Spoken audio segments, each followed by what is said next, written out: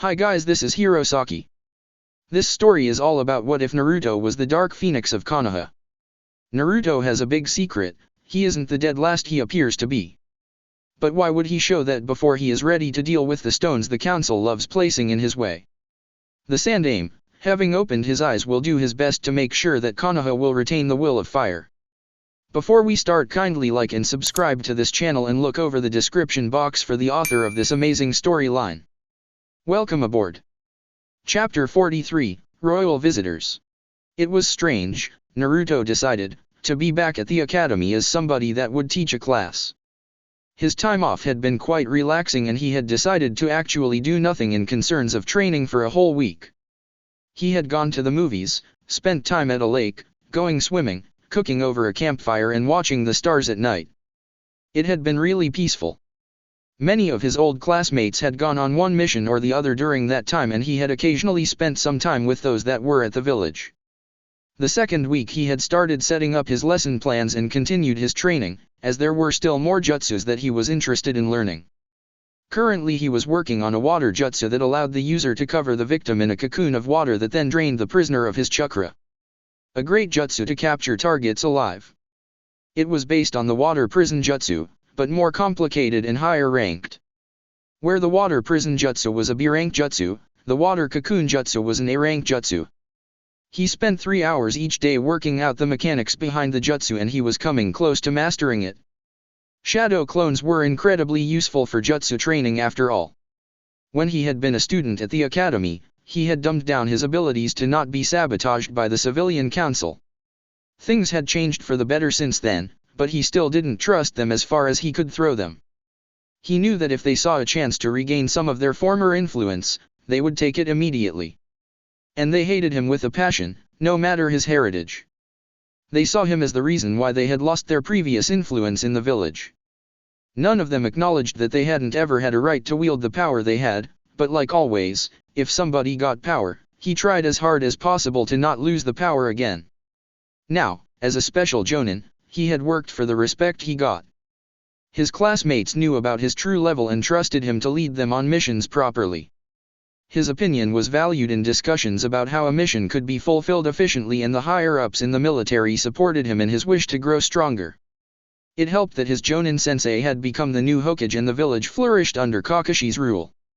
He stood in front of the class, which hadn't noticed him yet. He had used a camouflage seal on the sleeve of his shirt to blend in with his surroundings. It was fun to see how the children were discussing the new specialist lessons and wondered which one they would have today and who the teacher would be. Naruto had decided to let his prankster persona out again and had trapped the chairs in each row with sticky glitter bomb seals. The most atrocious colors he could find at that. From neon pink to shocking orange. It should get the children's attention fairly quickly. He made the snake seal and activated the tags, which caused the children to scream and the glitter fall down everywhere, sticking to anybody it hit, which was the whole class, as none of them had been prepared for something like this. Naruto deactivated the camouflage seal and phased into view when the children tried to get rid of the glitter. It was good for 2 lessons. Well, I'm a little disappointed that you didn't even try to check for traps inside the classroom. Lesson number 1, a ninja is always prepared for the unexpected. Lesson number 2, never underestimate what a creative mind can do with Fuinjutsu. Naruto spoke loudly, making the children all turn towards him, the only person in the classroom to not be covered in sticky glitter. I'm Naruto Namikaze, for the duration of this specialist lessons, you will call me Naruto-sensei, he announced, suppressing a grin at seeing the mix of awe and outrage on the faces of his new students. Now, take a seat, then I will give you an overview what we will work on during these lessons, Naruto announced. What about that stupid glitter? One girl asked angrily. That will stay as a reminder that you need to have more situational awareness at all times. You could have prevented the full blast with a simple substitution after all, which I know you all have learned already, Naruto easily answered. We live in a dangerous world, you have experienced it not that long ago, when Konoha was attacked by Suna and Oto. We thankfully knew ahead of time that it would come and prepared, which allowed us to limit the losses. Enemies won't refrain from attacking our village, if they think they will gain something by doing so. And you, who study to become ninjas, need to know how to deal with that. You were part of the forces that defeated the enemy, right? My dad said you had mastered your father's most famous jutsu, a girl half asked, half stated. That's true, Naruto answered and vanished from his spot, only to appear behind the class, the Flying Thunder God jutsu that was originally developed by the second Hokage and which my father, the fourth Hokage, then took to new heights. The children looked in awe at the execution of the famous jutsu right in front of them. The Flying Thunder God jutsu is a masterpiece of space-time ninjutsu combined with fuinjutsu. Wherever I leave my marker, I can teleport to in a split second. I never knew that it was also fuinjutsu, a boy exclaimed. Will we learn that too? No, it's too advanced. What I'm going to teach you are the basics of fuinjutsu to see if some of you show talent in the art. It takes time to study this, as it is complicated. The difficulty is comparable with medical jutsu. You can teach anybody first aid, which is using and recognizing fuinjutsu for that area. Common seals include explosive tags, light bombs, paralysis seals and storage seals. Any ninja needs to know how to use the basic seals and how to distinguish between them, Naruto lectured. Medical jutsu needs high levels of chakra control and knowledge of how the boy works. Fuinjutsu needs high levels of calligraphy and memorization of how to build up a seal. With learning the basics, you will be able to make your own storage scrolls, explosive tags of low power and privacy seals to make sure you can't be overheard. Comparable how a medic first needs to learn the mystical palm jutsu before he or she is allowed to work on the higher level things like treating deep flesh wounds and the like. It is all building up from zero and concentrating to not make mistakes. It can cost lives in both cases, Naruto warned. The children listened closely. Naruto returned to his spot in front of the class. We will start today with looking at storage seals. They are the most commonly used seals in the ninja world. Be it to carry large amounts of supplies in a single scroll or to hide a special thing you have on your person. New orders for bases outside of Konoha are also transported in storage scrolls that are keyed to the chakra signature of the commanding ninja of a base to prevent that information falls into enemy hands, Naruto explained and then started to write a few things onto the blackboard. This is a simple array, which you will work on first. It is a storage seal that can hold one item, like a shuriken or kunai. I will teach you how to create it and then you will practice with normal pens and paper at first. The ones that I clear for attempting it for real after 3 successful tries, will get special chakra conductive ink to write out the real seal. For this it doesn't matter how fast you work, but how precise. Fuinjutsu can be dangerous if you make a mistake in the setup. With a storage scroll it won't matter, it just won't work, but imagine if you messed up an exploding tag. That could cost you and others their lives. Not something we want to happen, so never mess around with this art, Naruto warned and got serious nods. Then he started explaining how to build up a seal from the inside to the outside. The children paid attention and then Naruto handed out the utensils to practice, while having 3 shadow clones assist in helping the children to draw the seal correctly. The glitter stayed on the whole class and only at the end Naruto told them that it would come down when they took a shower and to not be caught off guard the next time like they were this time. And to not expect him to use the same trap twice. Naruto spent 2 days of the week teaching at the academy, the other days he normally took short missions, leading Team 10 while they did D ranks or short C ranks. Asuma was still mostly busy with A rank missions, so he couldn't take care of the 3 genin as much as he would have liked. He had left all of them scrolls with things he wanted them to work on while he was gone and all 3 got training from their clans, so it wasn't too bad. They wanted to improve after all to get their promotion during the next Chunin exams.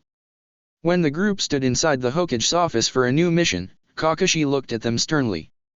This mission, while not overly difficult on paper, is a B rank. You are to escort the daughter of the new daimyo of Wave Country around Konoha while her father meets with the Fire Country daimyo and the Wind Country daimyo. The negotiations will be tense I expect and we have to make sure that the princess isn't harmed while she stays in Konoha. Ino, you will stay with the girl the whole day, while Koji and Kiba work as guards mostly. The reason why I chose your team is that the princess is 12 years old, meaning close to your own age, Kakashi explained. Of course, Hokage-sama, the 3 genin nodded. Naruto, you are in charge and I might want to warn you that the girl could behave a little like a fangirl, thanks to your part in freeing Wave Country. You are seen as a hero by the people of Wave County, Kakashi pointed out. Don't worry, sensei, I can deal with fangirls, Naruto assured him. I hope so, as you can't simply leave her standing in the dust like you normally do with the fangirls that you got after people found out that you were Minato-sensei's son, Kakashi commented. I did have to endure etiquette training under Tsunade, as you refused to believe me that I wouldn't embarrass myself when we had that mission to Bird Country. I know what I am allowed to do and not do while dealing with nobles. And it won't be longer than for the meeting, Naruto replied. Good. You will meet the girl in 20 minutes. She will be accompanied by a lady of the court in Wave Country, which is acting as a chaperone to the princess. The Umbu are keeping watch all over the city and will assist should anything happen. You will just keep the princess safe and happy. Show her some nice places, like where to shop for nice clothes, go and eat something, things like that. Ino will probably have a few ideas where to take her, Kakashi said.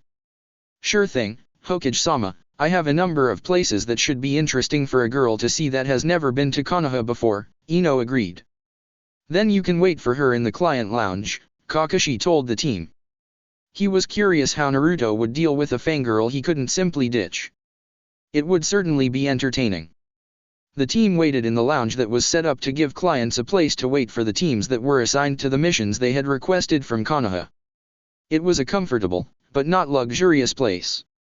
The village was after all a military-led place and not the daimyo's palace. If negotiations were held in Konoha for the added protection that the ninjas could give, the nobles had to contend with what could be provided. There were after all high-class hotels with luxurious meeting places to choose from. The Hokage Tower was just for placing missions and meeting the teams. At the announced time the door was opened and a stern-looking gray-haired woman entered. I assume you are the team that will be escorting Princess Natsuki around, she stated. Indeed, ma'am, Naruto took charge. These three are Ino Yamanaka, Koji Akimichi, and Kiba Inyazuka, all three genin. My name is Naruto Namikaze, Special Jonin, and in command over the team for this mission. Really? They sent the savior of Wave Country to lead the team. Another female voice asked excitedly and a figure pushed past the older woman, it's really him. She squealed, Hi, I'm Natsuki, the princess of Wave Country. Oh, I wanted to meet you so much, Naruto-sama. I'm such a fan ever since you and your team freed Wave Country. Tajuna told my father and his court everything how you freed us from the criminal ghetto. Can I have an autograph, please, please, please? Ino, Koji, and Kiba were shocked at the behavior that the girl showed. She was smaller than them by half a head, had long black hair, which was cut in a typical Heim style with two long bangs framing her face, and wore an expensive red and white kimono. But she behaved like the worst of Sasuke's fangirls at the academy, according to Kiba's and Koji's thoughts. Princess Natsuki. This behavior is totally unacceptable. The woman reprimanded angrily. But Lady Shiori, this is Naruto Namikaze. Natsuki protested. You are a princess, not a peasant. You have to uphold your duties that come with the position, the woman insisted, and that means following protocol. But the protocol is stiff and boring. And anyway, these aren't stuffy nobles like the ones that always try to gain favors with father, ever since he took over ruling Wave Country from grandfather. These are ninjas that are trained to fight and defeat evil tyrants like Geto. I doubt that they care about protocol, Natsuki insisted, crossing her arms over her chest. The three genin looked at each other, trying to figure out if they should step in or not. Finally, Ino decided to break the glaring contest up. Well, how about we get started with the tour of Konoha? We can have a look around first and you can decide which places you want to see in more detail, she suggested. Okay, but can we first stop at the hotel to get something easier to wear? I couldn't convince Lady Shiori that this outfit wouldn't be more of a hindrance than proper attire. But if we walk around the village for some time, it wouldn't be easy to move around easily, Natsuki asked. You will not put on those clothes.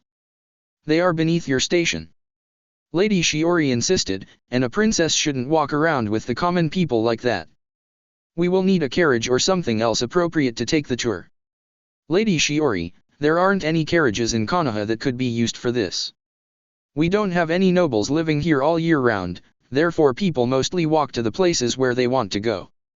And I doubt that you would allow any of us to carry you and Princess Natsuki around, as it would be improper behavior, Naruto calmly addressed the chaperone. Now, really, I have never experienced such a place.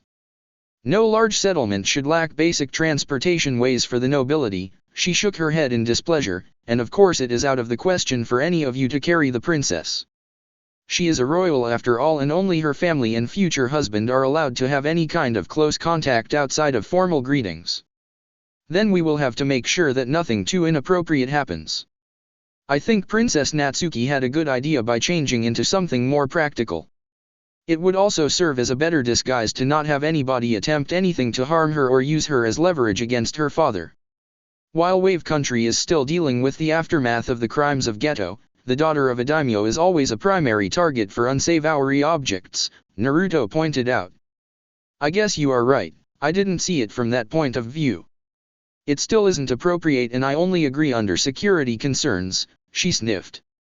Then it is decided, we will go to the hotel. Princess Natsuki and Ino can find an outfit that will let the princess move around easier without being recognized as a princess at once, and then we can show you the village. While you won't have all the comfort you may be used to, I know a few very beautiful spots that I think you will like, Naruto stated. What kind of places? Natsuki asked curiously.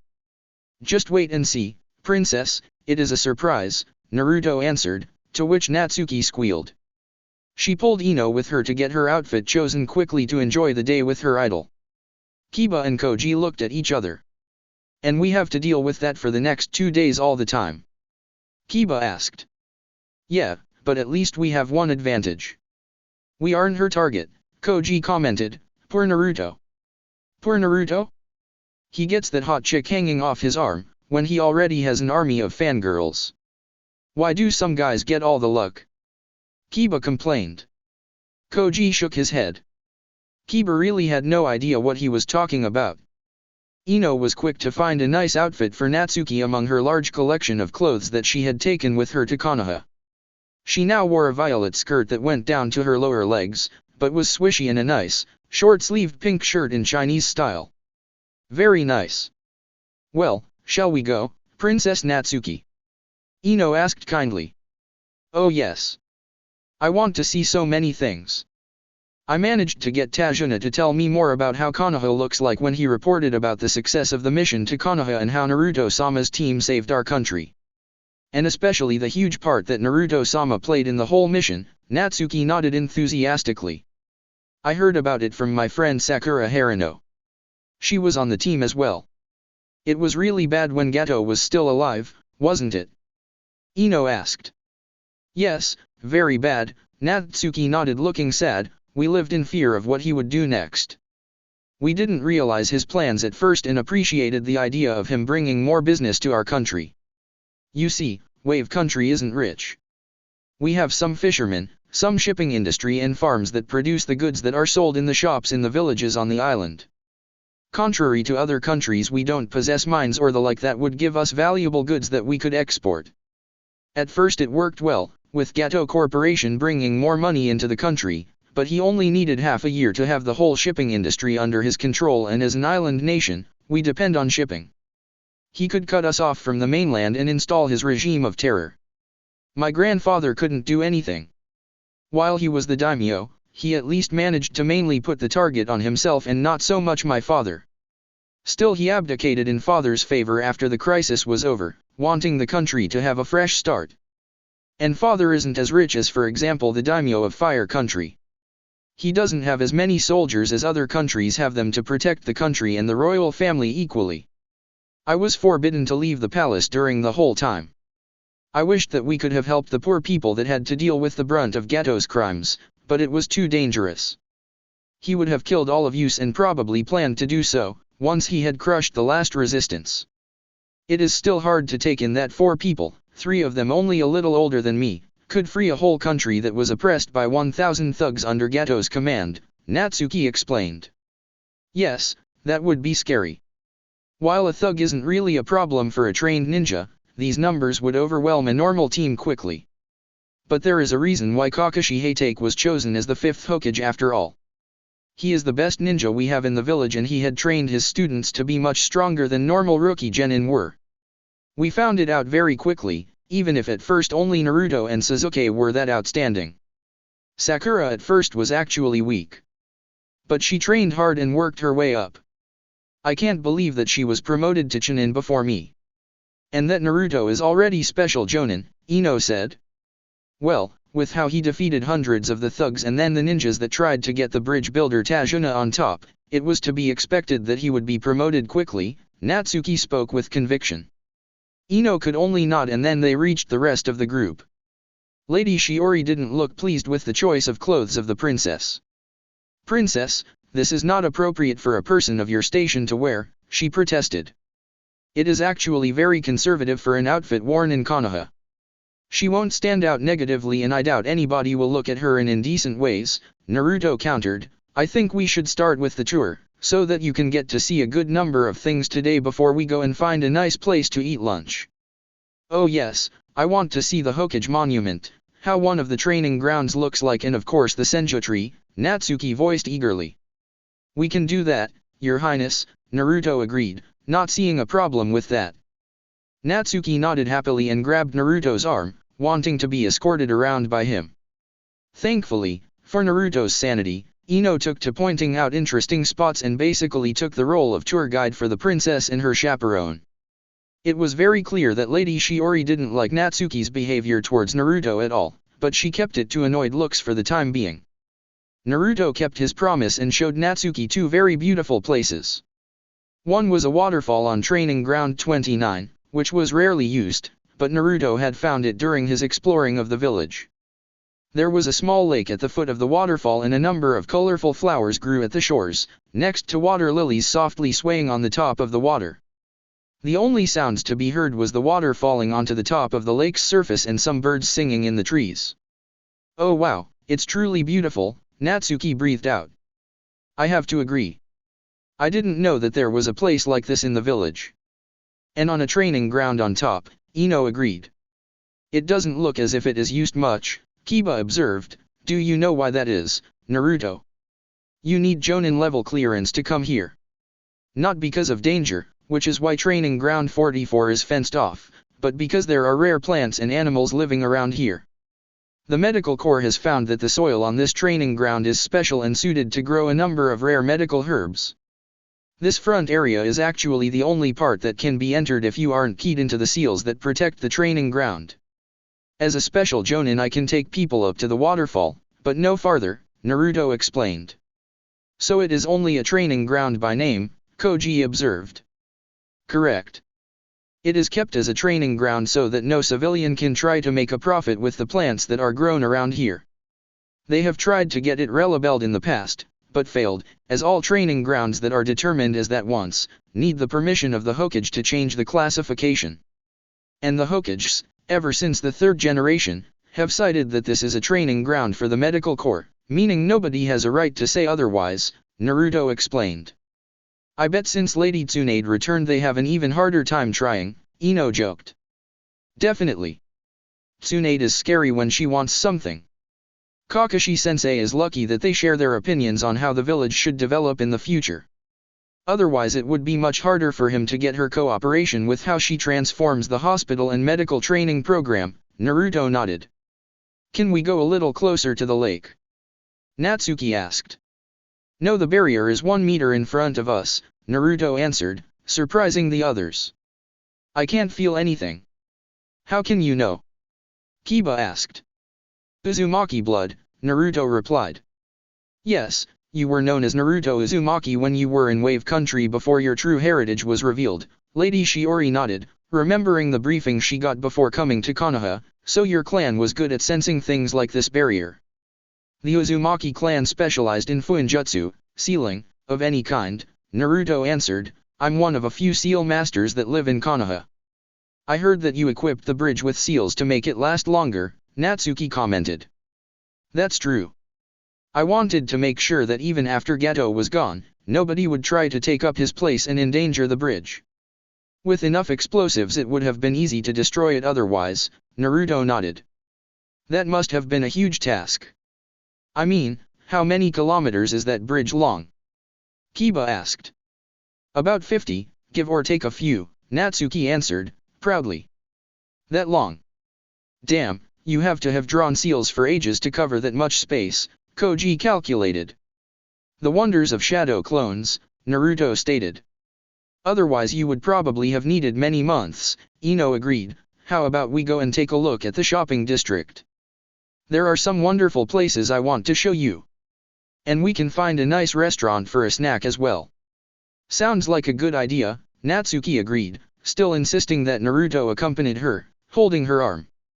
Naruto was very glad when he could leave Natsuki with her father after the tour of the village.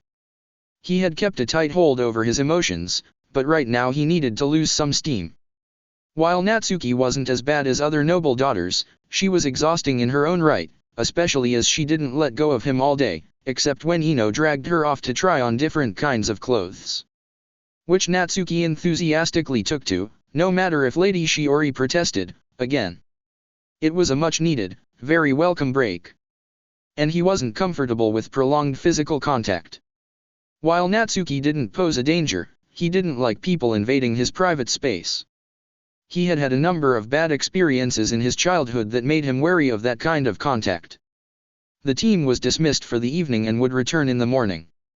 The guard of the royal visitors was up to the umbu during the night. It couldn't be expected that a genin team worked as protection for a daimyo and his entourage. The only reason why the team had got the B-rank mission was that it was more for the sake of entertaining Princess Natsuki during the day, while her father went to the important business meetings. The actual protection during the day had also been performed by the umbu, but as there was some small risk factor included that could have involved the team, it was labeled as a B rank, instead of the normal C rank it would have been otherwise. He himself went to the nearest training ground and went through a long number of taijutsu katas to get back to balance. It was a good thing that the mission would be over tomorrow evening. Otherwise he would need to work in some time to meditate. This really wasn't easy, no matter what kind of training he had received. But it was important for his growth as a shinobi and a person that he learned to deal with common things like these. He was a Hokage's son, which made him a type of nobility as well. It was expected of him to be able to move among people like nobles and princesses. But without growing up in a clan, or even with parents, he had never really learned much about social norms, never experienced how people interacted normally. He had lived around them, not among them. And he needed time to actually learn the things that others took for granted growing up. His sensei knew and understood that problem and made a point to have Tsunade teach him things he should have been taught growing up. It wasn't easy, but he was progressing. Slowly, but surely, he would manage. But no matter what he had told his sensei about being able to deal with a fangirl, it took a lot of patience and control to not follow his first instinct to escape her grip. He had signed the autograph at the end of the day, hoping it would make her easier to deal with. It was a good thing she didn't live close by. It was harder to deny a princess something, simply because it would be bad for the business of the village, than normal fangirls. This was one point he could sympathize with Sasuke about. Even if he didn't like the jerk's behavior while they were at the academy. Chapter 44, Incident. The next morning came too early for Naruto. Still, he had a mission to fulfill and he didn't plan to fail at this. He put on his normal mission gear and went to check with the team. Koji and Kiba had taken the other night shifts of watching the princess, Naruto himself had had the first one, while Ino had been inside the suite in a room next to the princess's one. Thankfully nothing had happened. He would have been surprised if it did, as the umbu were watching for any outside threats as well as intruders that got too close to their royal visitors. The team got back together and today the chaperone was resigned to letting the princess wear an outfit in which she could move easily, but still look nice in. It was a pale blue short yukata on top of a darker blue shirt with black leggings with flat-heeled black boots. It was one of the outfits Ino had helped her choose the day before. Today they planned to show the princess the look from the top of the Hokage monument, as she had asked to be taken up there. Naruto had cleared the request with his sensei and got the permission, with the assurance that the umbu would be ready to act in case somebody used the opportunity to attack while there wasn't really much cover. They went down to breakfast, where the princess insisted that her guards got to eat as well. Lady Shiori protested, but the princess in the end won. Thankfully they got to leave after 20 minutes, as Princess Natsuki was eager to make most out of her last day in Konoha. Again she latched onto Naruto's arm, who had prepared mentally for this and hid his true emotions. The trip up to the monument took 2 hours, as they had to go at civilian speed, and especially Lady Shiori wasn't suited for hiking. She complained a lot about not getting a carriage to take them up there, and it not being appropriate for a noble to have to do this. Princess Natsuki thought it a great adventure, even if nothing really happened. Ino had made sure to pack some snacks and they stopped for a 15 minutes break after 1 hour of walking up the paths through the forest. There were different kinds of fruits that were easy to transport, bottles with tea and water and some cookies.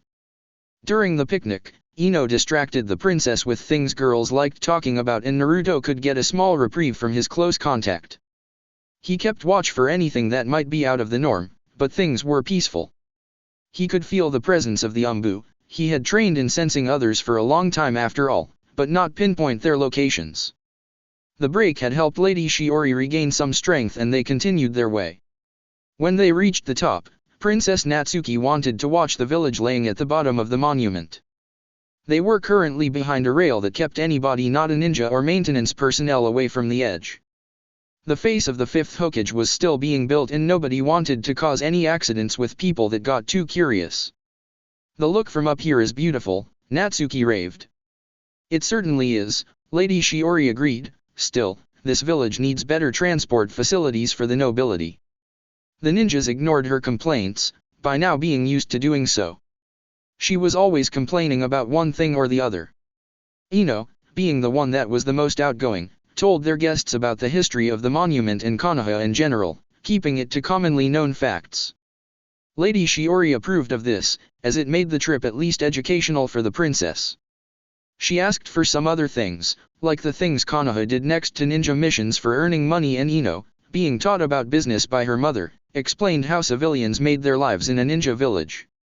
Natsuki wanted to go closer to the edge to see better, but Naruto denied that, explaining that with the work on the fifth face being done right now, it was too dangerous.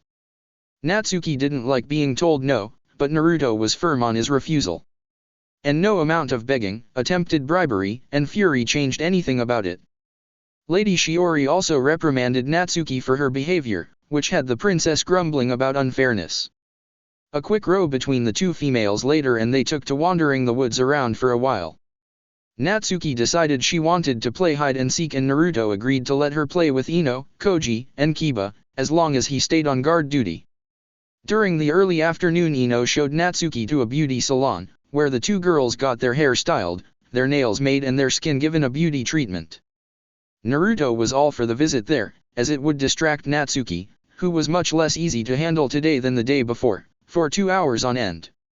He and the other two boys stayed outside, while Lady Shiori kept an eye on things inside. She was much happier about this kind of place than having to hike up a mountain. She read a magazine that the salon had lying on tables in the waiting corner, a cup of hot tea and some biscuits making the waiting time more pleasant.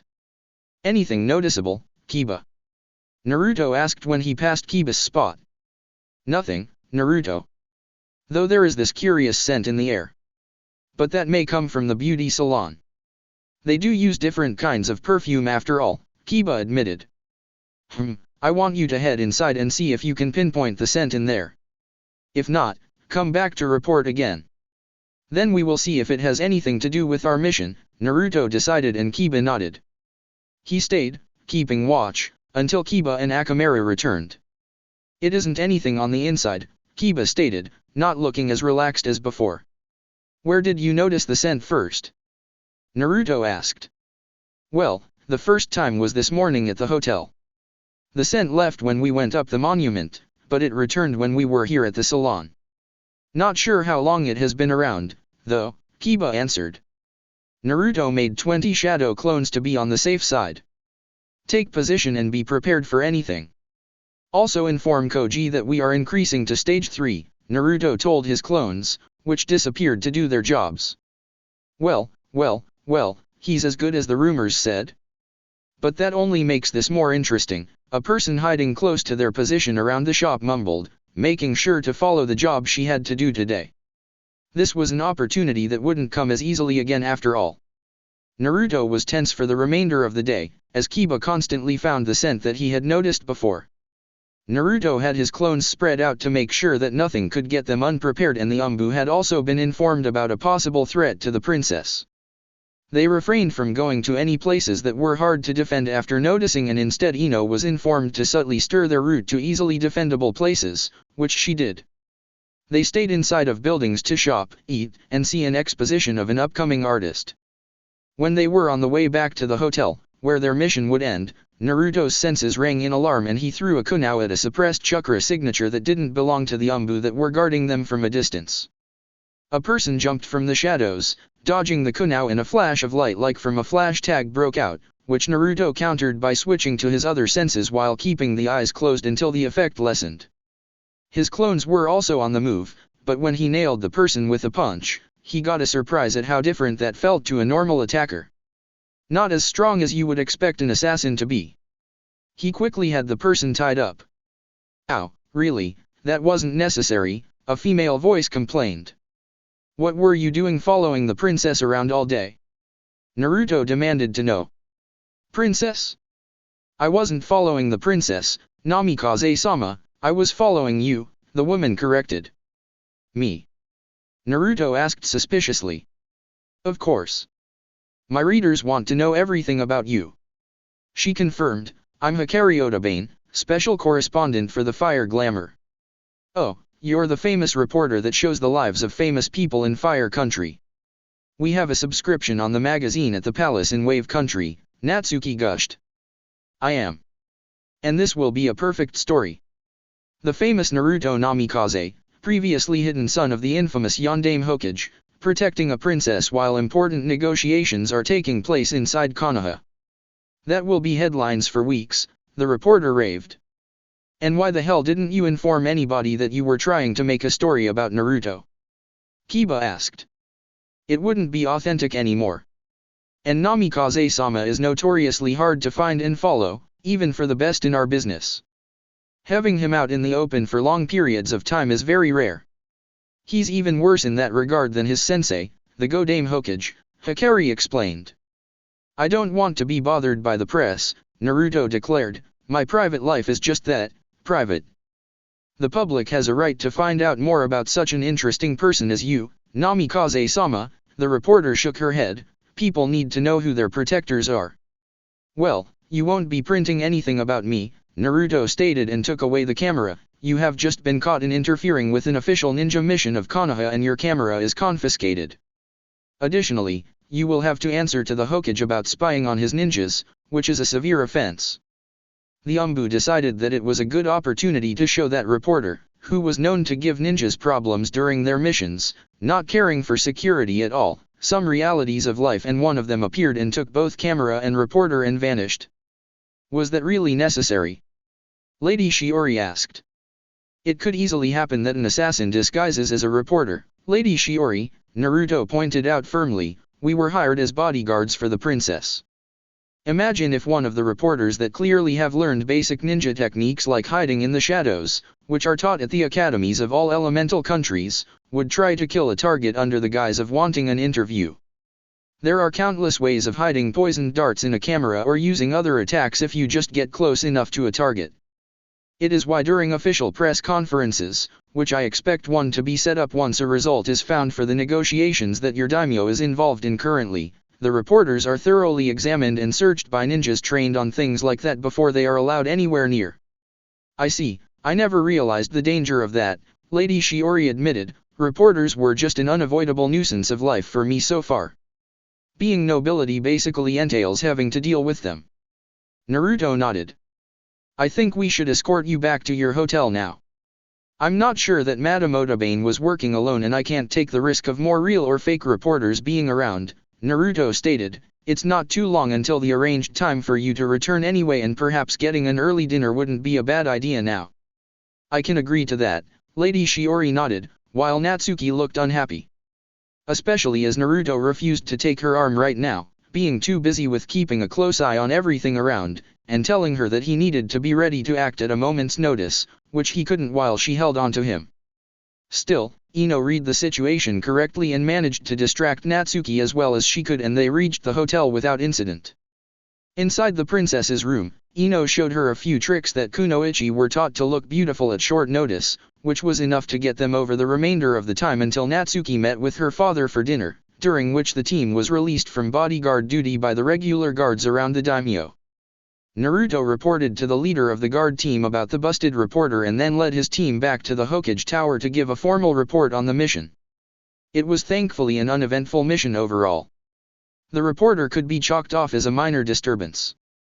Naruto sat at his table in his secret home, eating his own dinner and drinking some green tea. He had taken a hot shower to deal with the tenseness of his muscles. He was very glad that this mission was done. As far as he had heard, the negotiations, the first phase of them at least, hadn't gone too badly and a tentative probationary trade agreement was set up to help Wave Country with its recovery. The relations between Fire and Wind Country were still complicated, even if the Wind Daimyo condemned the attack on Konoha and declared that the previous Kazekage had acted against his wishes there. Still, it would take years until any progress would be made there. He had been told that he was only going to teach his normal Fuinjutsu class the next day. After that he was going to be placed on a team of Chunin to investigate some rumors about people vanishing around a gold mine. Some of the workers had managed to escape and asked Konoha for help. Supposedly a high-ranking, insane ninja was leading the operation at the gold mine and it needed the intervention of Konoha's ninjas to deal with things. The others on the team that he would lead would be Hinata, Suzuki and Shikamaru. Well, he could work with them. Normally an advanced genin team would get the mission, but the next Chunin exams were coming up and Kakashi-sensei wanted them to give a grand show of the superiority of Konoha, even just 5 months after the village being attacked during the finals of the last exams. Thus, Guy and Asuma would be busy with training the two teams that had the best chances to get promoted. The exams were going to take place in 4 weeks' time in Taki. During those weeks the two teams would concentrate on training. Normally Naruto wouldn't be going on to a longer mission right now, what with having to teach at the academy, but Kakashi was still short on personnel and with two Jonin being occupied with training their teams, another needed to take their place. And Naruto was incredibly versatile on missions, being only officially special Jonin in rank, as he lacked experience for the full Jonin rank. Well, missions like the ones he went on to recently certainly would give him that. The lessons from specialists could be switched around so that the children didn't really notice that one of their teachers was out on missions. He had been told that one of the Kenjutsu specialists would be substituting, making it appear that they were holding the specialist lessons whenever one of them had the time. Hinata Hyuga looked at the work she had finished that day. She was progressing very nicely in her studies of becoming a qualified medic nin. The lessons with Tsunade-sama were very demanding, but also rewarding. Seeing how she could now use the mystical palm jutsu perfectly, mainly thanks to having been trained in chakra control all her life, with Sakura Haruno being the only other student being ahead of her, was very good for her confidence. The other students weren't as far as they were. And she had a bit of an advantage in the study of healing plants, as she had researched them for the cream she had made even before she started medical training. Her father was even fairly supportive of her studies and defended her against the elders. A number of those weren't pleased with the clan heiress following such a non-combatant path, but pointing out that Tsunade Senju herself was the best medic nin in the elemental nations and acknowledged as the most powerful kunoichi there was, made them back down. And the regular success that Hinata could show from her training, progressing a lot faster than the others, except for Sakura, who simply was a genius in the area and had already trained for some months to take the position of medical nin on the current Hokage genin team, brought good publicity for the clan. The new programs that the Hokage had started after taking over the position had gained a lot of attention everywhere and the ones standing out in them were seen in a very favorable light, which would be helpful in the future. And getting private lessons from Tsunade herself, which only Sakura normally got, was definitely something to be proud of. Not to mention that Shizune was also a very capable medic and was greatly involved in her training, clearly seeing her talent. When she left the hospital after her last checkup on patients that were treated there, accompanying Shizune during that, she was fairly surprised to find a messenger bird flying down to her, bringing her a summons for a mission. Of course, she knew that the medics in training could be called for them, but normally they were currently limited to their training. It had to be important to pull her out for a mission. She immediately turned her steps towards the Hokage Tower to find out what was going on. The team stood at attention in front of the Hokage, waiting for instructions. We have got information that a missing nin from Kiri is leading an operation inside of Fire Country. According to the reports of workers that fled from a gold mine, we are dealing with Reiga Kurosuke, a former member of the 7 ninja swordsmen of Kiri, Kakashi told the group. Like Zabuza Mamakai and Kisame Hoshigaki then, Suzuki commented. Correct. Reiga left Kiri during the start of the bloodline purges. He's known to wield the Kiba, the double swords that can call down strong lightning attacks. From what the escaped workers told us, he often holds burials, with the perverted part being that the ones being buried are still alive. Kakashi informed the team, we won't allow for such a dangerous opponent acting from our country's soil. While Reiga isn't the most powerful member of the swordsmen, he isn't to be taken lightly. Hinata, you are going to have to take care of all the workers getting proper medical care, after the mine is liberated from Reiga's control. Naruto, you are in charge with Suzuki being second in command. Shikamaru, I want you to use the new jutsu that Shikaku informed me about you mastering recently to find out as much information as possible before you attack. The mission is taking out Reiga and any accomplices he has there by whatever means necessary and securing the mine under the control of Konoha. The workers are to be freed and treated for injuries and illnesses. I will send more medical personnel for a longer stay after the main problem is dealt with. This is an A-rank mission, Kakashi informed them. Understood, Kakashi-sensei, when do we head out? Naruto asked businesslike. Tomorrow morning. Stock up on anything you need today, I want you leaving at the break of dawn, Kakashi answered. The four confirmed the orders and left to prepare. That's it for this reading. Hit like and subscribe for a free ticket pass going to the different worlds of anime fanfictions. Looking forward to having you on board again.